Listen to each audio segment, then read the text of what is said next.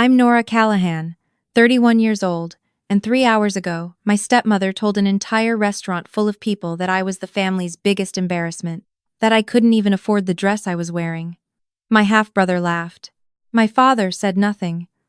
Then they handed me a napkin and told me to clean up the wine someone had spilled on my sleeve, because, and I quote, "That's the kind of work you're actually qualified for." I didn't leave. I didn't cry. I reached into my bag, pulled out a manila envelope, and slid it across the table. What happened after they opened it is why I'm telling you this story. But before I do, if this sounds like something you want to hear, go ahead and hit subscribe and like. And if you don't mind, drop a comment telling me where you're watching from and what time it is. It really means more than you know.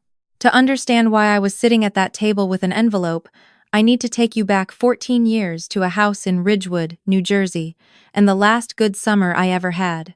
I was 17 the year my mother got sick. Claire Callahan was a high school art teacher who could make anyone feel like they mattered.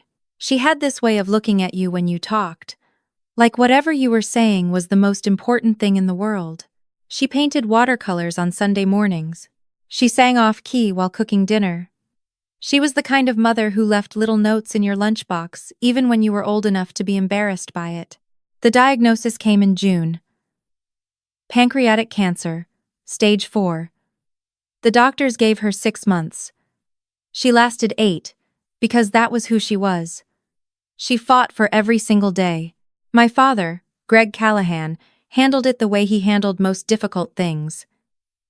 But emotionally, he checked out the moment the word terminal entered our lives. He started working late. Then later. Then weekends. I found out years afterward that he'd already been seeing someone, a woman named Diane Prescott from his accounting firm. Their relationship had started at least 4 months before Mom's diagnosis. My mother died on a Tuesday in February. It was snowing. I remember because the ambulance had trouble getting up our street, and I stood at the window watching the red lights flash against all that white, thinking the world should have the decency to stop being beautiful on a day like this. At the funeral, my father cried. I'll give him that. Whether the tears were for my mother or for himself, I still don't know. What I do know is that 6 weeks later, Diane moved in. She didn't bring boxes gradually or ease into our lives. One Thursday I came home from school and her clothes were in my mother's closet. Her shampoo was in my mother's shower. Her son, a 19-year-old named Tyler who smelled like cologne and entitlement, was sitting in my mother's reading chair eating takeout. "This is our home now too," Diane said when she saw my face. She smiled. It didn't reach her eyes. "We're going to be a real family." My mother's paintings were taken down within the week. The watercolors she'd spent years creating, gone. Replaced by Diane's framed motivational quotes and stock photography of beaches. When I asked my father where Mom's art went, he rubbed his forehead and said Diane thought it would be healthier for everyone to have a fresh start. A fresh start. 3 months. After burying his wife, the money appeared next. My mother had a life insurance policy, $175,000. She'd told me about it once, sitting on the edge of my bed during one of her good days. "It's for your future, sweetheart. College, first apartment, whatever you need. Your father knows." She squeezed my hand. "Promise me you'll use it for something that makes you happy." I promised. I kept that promise. My father didn't. The $175,000 went to renovating the kitchen. Diane didn't like. Buying the SUV Diane wanted. And funding Tyler's semester abroad in Barcelona, an experience he apparently needed to find himself. Tyler found himself at beach clubs and nightclubs, based on his Instagram. He failed 3 classes and came home with a tattoo and a sense of superiority that hasn't faded since. When I asked my father about college money, he sat me down at the new kitchen island, the one paid for with my mother's death, and delivered a speech I'm sure Diane had written for him. "Nora, we've had to make some adjustments as a family. Diane and I have a lot of expenses right now. Tyler's education is a priority because he's already enrolled. You're a smart girl. You'll figure it out." Diane appeared in the doorway, arms crossed. "There are scholarships, Nora. Community college. Plenty of people start that way." She paused. "Your mother would have wanted you to be resourceful." Don't tell me what my mother would have wanted. I said it quietly. The room went cold. My father looked at Diane. Diane looked at my father. He cleared his throat. That's enough, Nora. Diane is part of this family now. You need to accept that. Tyler, passing through the kitchen on his way to the fridge, added his contribution without looking up. Maybe if you got a job instead of moping around, you wouldn't need mommy and daddy's money. This from the person whose European vacation was funded by my dead mother's insurance payout. I was 17. I had no money, no allies, no plan, and the people who were supposed to take care of me had already decided I wasn't worth the investment. But here's what they didn't know. My mother was smarter than any of them ever gave her credit for. The letter arrived 3 weeks after my 18th birthday, forwarded from an address I didn't recognize. The return label read, Margaret Chen, attorney at law. Inside was a handwritten note clipped to a sealed envelope. Dear Nora, your mother asked me to hold this until your 18th birthday. She was a remarkable woman. I hope this helps. Please call me at the number below. I opened the sealed envelope alone in my room, the smallest bedroom in the house, because Tyler had taken the larger guest room for his studio equipment, which as far as I could tell was a guitar he never played and a microphone he used exactly once. My mother's handwriting. I hadn't seen it in over a year, and the sight of it hit me like a physical blow. My darling girl, it started. If you're reading this, I'm not there to protect you anymore. And if I know your father, I'm guessing things haven't gone the way I hoped. She knew. Even while dying, she knew. I set aside money for you. Not much, not as much as you deserve, but enough to start. Margaret has all the details. A savings account in your name, separate from anything your father can touch. 3,200元. I added to it every month since you were born. Birthday money from Grandma, my tutoring income, loose change from the bottom of my purse. Every penny I could hide. She went on. Don't be angry at your father. He's weak, not cruel. But weak people make cruel choices when someone stronger is telling them what to do. Use this money to build something of your own. And remember, you were the best thing I ever made. Better than any painting. Better than any lesson plan. Better than anything. The letter ended with, Be brave, Nora. And when the world gets loud, paint something quiet. I sat on the floor of that tiny room and sobbed so hard my chest ached for days. I called Margaret Chen the next morning. She confirmed everything. $32,000 in a savings account. My mother had set it up through Margaret specifically to keep it beyond my father's reach. Your mother was very clear, Margaret said. She said, and I'm quoting her, Greg will mean well and do nothing. Make sure Nora has options. I had options. For the first time since Mom died, I had options. I told no one. Not my father, not Diane, certainly not Tyler. I packed my things the weekend after graduation, 2 duffel bags and a portfolio of my own artwork. Diane was getting her nails done. Tyler was asleep at 2 p.m. because apparently finding yourself in Barcelona really takes it out of you. I left a note on the kitchen counter. Thank you for showing me what I don't want to become. Then I took a bus to Philadelphia. I had picked Temple University. Good art program, affordable with my partial scholarship, and far enough from Ridgewood that I wouldn't accidentally run into anyone. My mother's $32,000 covered the gap between my scholarship and tuition for all 4 years if I was careful. And I was very, very careful. Freshman year, I ate ramen and worked at a frame shop near campus. Sophomore year, I got an assistantship at a small gallery in Old City. Junior year, one of my paintings sold. Then another, then a series. My professor introduced me to a gallery owner in New York who specialized in emerging artists. By senior year, I had representation. I graduated with honors and moved to Brooklyn. I worked from a studio apartment so small I could touch both walls if I stretched my arms out. I painted, I waitressed, I painted more. Slowly, then all at once, things started happening. A feature in a regional art magazine. A group show in Chelsea. A solo exhibition that sold out opening night. A commission from a boutique hotel chain. Then another. Then corporate clients. Then private collectors. At 28, I opened my own studio gallery in Williamsburg. By 30, my work was in private collections across the country. I'd been written up in publications I used to read in my mother's studio while she painted beside me. Through all of it, I stayed invisible to my father's family. No social media presence, no public interviews, no Google trail connecting Nora Callahan, the artist, to Nora Callahan, the girl who disappeared from Ridgewood, New Jersey. Margaret Chen remained my quiet anchor. She'd check in every few months, always with the same question, "Need anything?" And always the same answer, "I'm okay. Mom would be proud."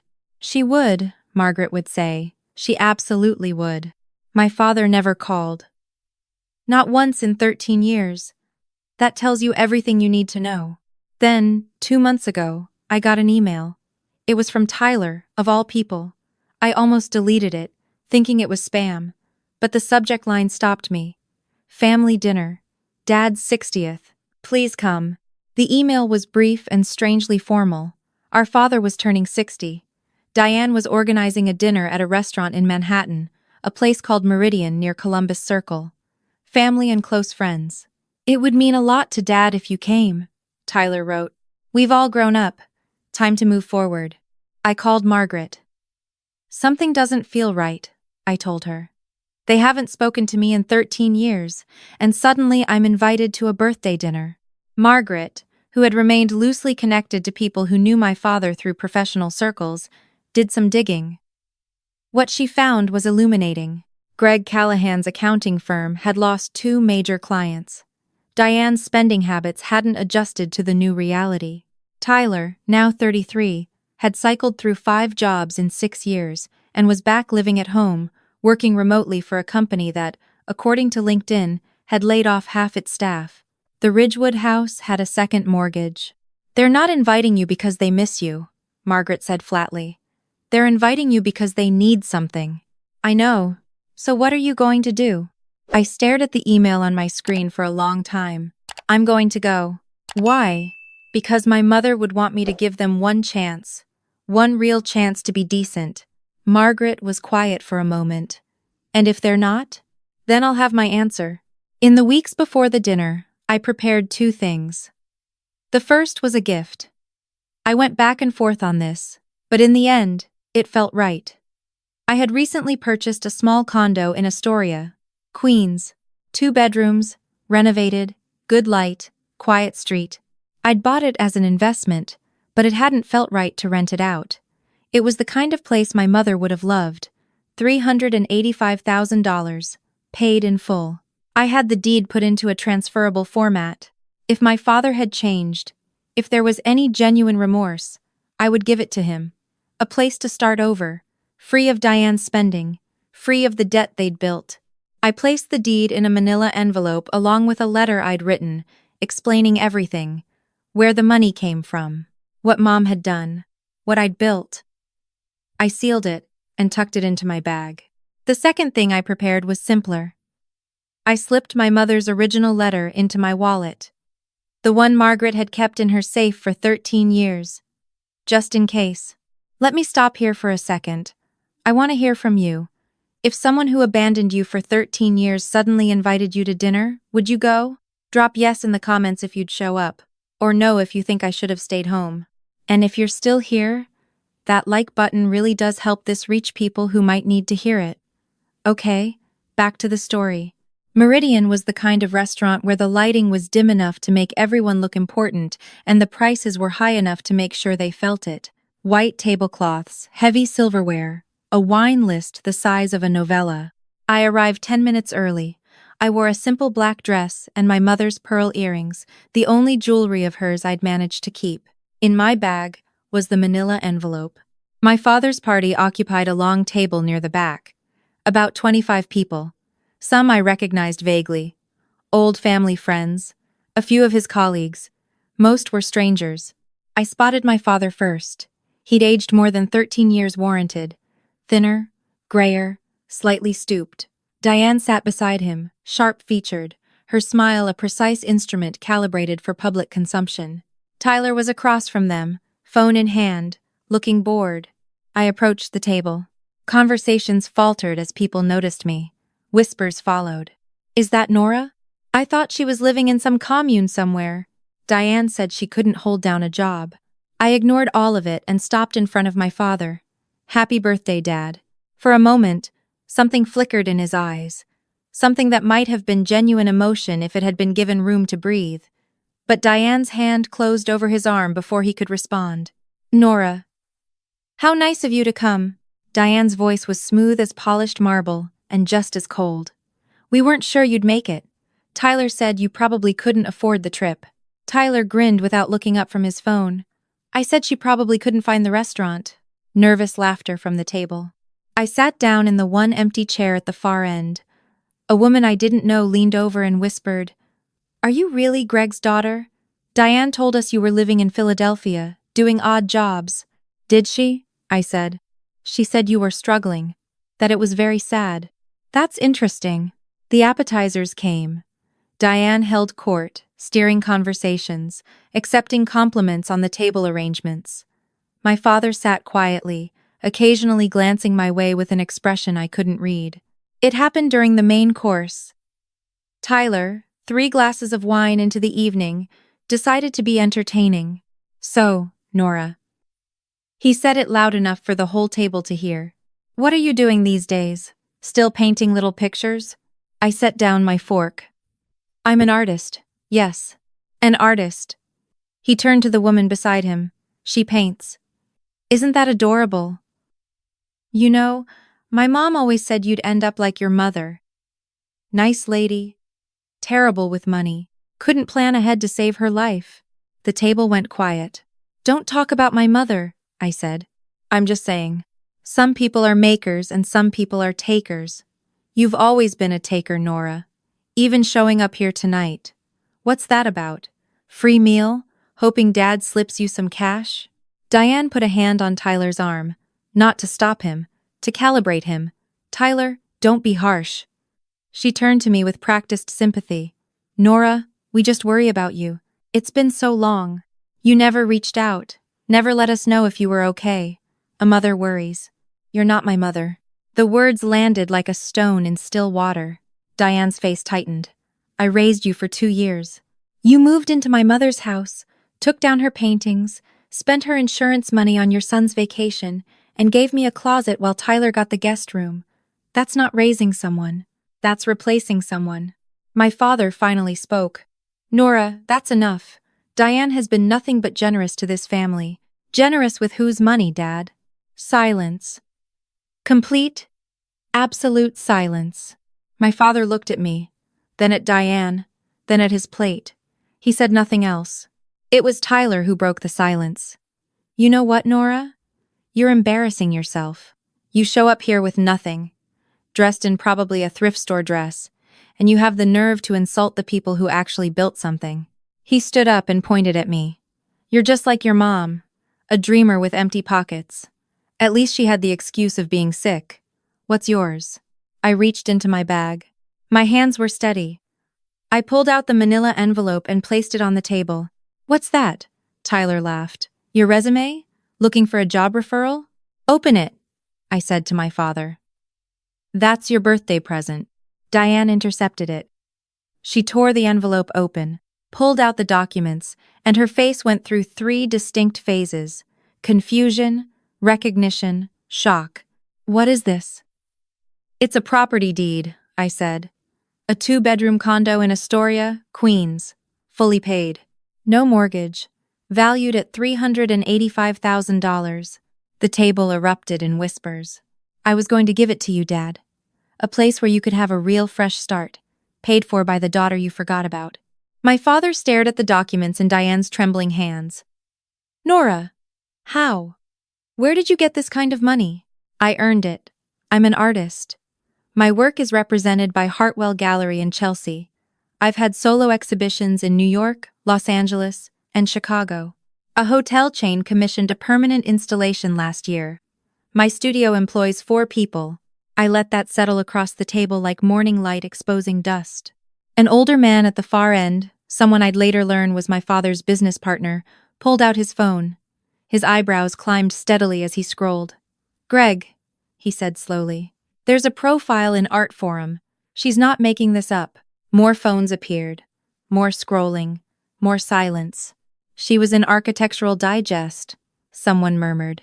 Tyler sat down heavily. No, there's no way. Google it, I said.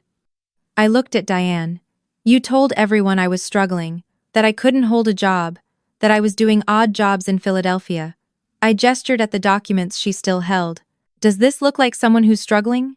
A woman across the table, silver-haired, elegant, spoke up. Diane, you told me Nora was practically homeless, that Greg had tried to help her but she refused. Diane opened her mouth, closed it. He never called me, I said. Not once in 13 years. None of you did. So where did these stories come from? I looked at my stepmother. You made them up, the same way you erased my mother's paintings from the walls. You erased me from the story and replaced me with a version that made you look generous and me look pathetic. My father's face had gone gray.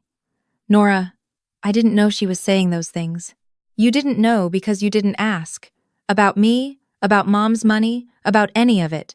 You just let it happen. I reached into my wallet and unfolded a piece of paper. Yellowed, creased, fragile. This, I said, is a letter from my mother. She knew you wouldn't protect me. My father's eyes filled with tears. She hid money from me. $32,000. In a secret account.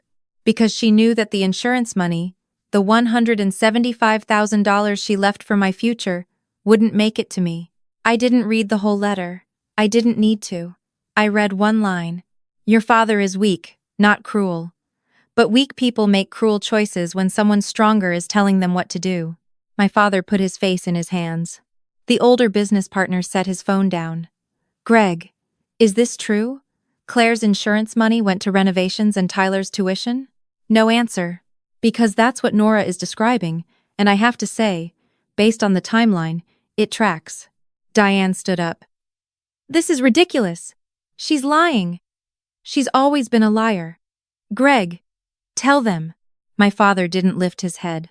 Dad, I waited until he looked at me. I came here tonight to give you a chance. A real one. Not because you deserved it, but because Mom would have wanted me to try. I took the deed back from the table. Diane grabbed for it. I held it out of reach.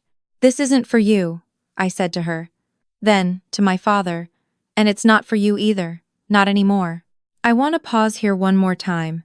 How do you think this ends? What do you think I did with that condo? Drop your guess in the comments. I read every single one. And if this story is hitting you somewhere personal, that like button helps more people find it. All right, here's what happened. You can't just walk away with that. Tyler was on his feet, face flushed. That's a $385,000 property. It's my property. Bought with my money. Earned from the career you just called adorable. Tyler looked at his mother. Diane looked at my father. My father looked at no one.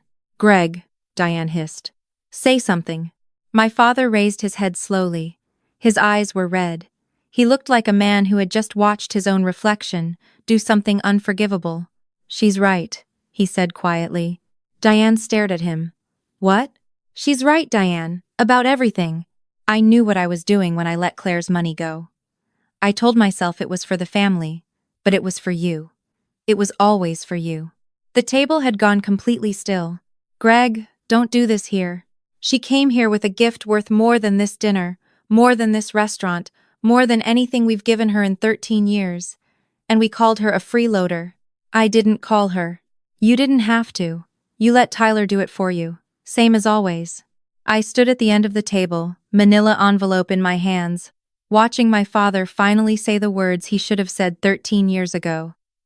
I wish I could tell you it felt satisfying. Mostly it felt sad. Dad, I said, I don't need you to defend me anymore. I needed that when I was 17. I'm 31 now, and I've been defending myself just fine. He nodded. I know. I can see that. If you want a relationship with me, it has to be real. No, Diane, managing the conversation. No, Tyler, pretending we're siblings. Just you and me, honest, starting from zero. I'd like that. His voice cracked. I don't deserve it, but I'd like that. I looked at Diane. I have nothing to say to you. I looked at Tyler. Or you.